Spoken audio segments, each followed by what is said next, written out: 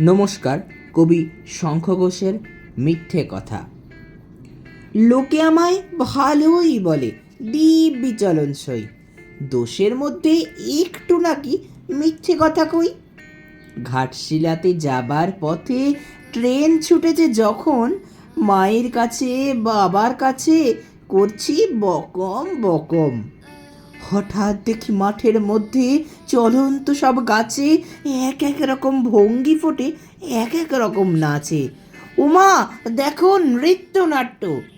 যেই বলেছি আমি, মা বকে দেন, বড্ড তোমার বেড়েছে ফাজলামি।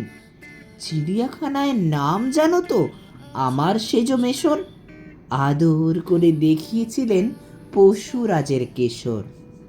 কদিন পরে চুন খসানো দেওয়াল জুড়ে কি ঠিক অবিকল সেই রকমই মূর্তি যেন দেখি।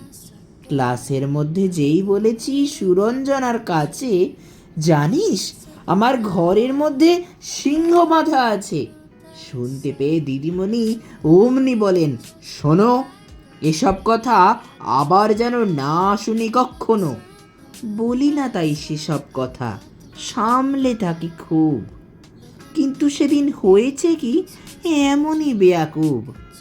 আকাশ পরে আবারও চোখ গিয়েছে আটকে, শরৎ মেঘে দেখতে পেলেম রবীন্দ্রনাথকে।